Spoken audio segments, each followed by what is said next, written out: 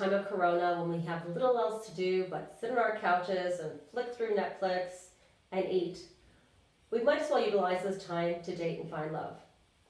Sure, you can no longer go out and date physically, but there's nothing to stop you from dating via Skype and Zoom. Therefore, in order to help you make the most out of this period in time, Zippy Shepnett, the founder of Points of Contact, and I have put together this video followed by a tip sheet to help you get the most out of Zoom and Skype dating. After all, think of all the positives of Zoom dating. Think about all the money you're going to save on travel costs and coffees. Plus, it's going to save you travel time. It's super efficient. It's low pressure. There's no annoying background music, or you can choose your own. You can create your own ambiance however you like. And it's a great way to know a person much more deeply without any distractions. So if you were thinking about taking a dating break until now, maybe now is the time to get out of hibernation. So let's talk about how to prepare for the date.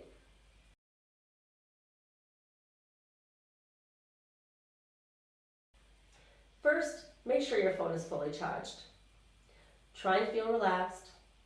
Try to set the camera up to avoid any unflattering angles. We all have them, and it took me an hour to set up the camera for myself today, so I understand that. Try to tidy up and declutter your background. Make sure people in your home know not to interrupt you, so you can talk from a nice quiet space. Please be quiet back there. You don't want any of that. Set a time limit on a date, making sure that it's clear when setting up the arrangements for the meeting. Always look your best. And we all need an excuse to do that in these circumstances, so this is as good as any. Be fresh and alert, look like you made some effort, because when we make an effort to look our best, we feel a lot better and we send off positive vibes.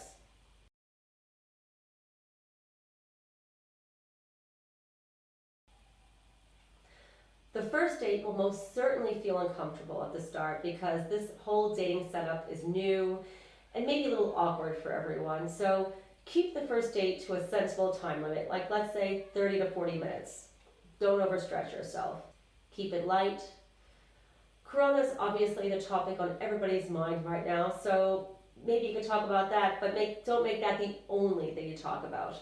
Alternative points are you can talk about life after Corona, or your happy place, or what a typical Sunday or day off looks like for you, or different things that you do to bring joy to others, or what you normally do when you're not sitting around all day watching Netflix.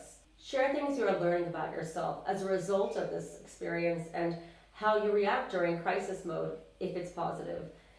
And if you want a tip to start building a real connection, think of an activity that you can do, like playing an online game, or do an activity like baking or artwork. One thing that I suggest on my tip sheet is to maybe get some recyclables and put them together and then talk about what you've created. Always focus on putting the other person at ease.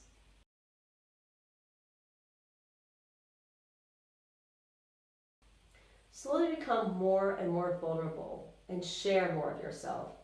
The more you share from the heart, the more intimacy you're going to build. Being in person, we're often distracted by things going on around us, and this makes things move at a slower pace, whereas Zoom dating makes things move much more quickly, so you need to be prepared to fill up more space. Put the onus on yourself to share, and then observe how they hear you, and then create space for them to listen to you, and do it vice versa.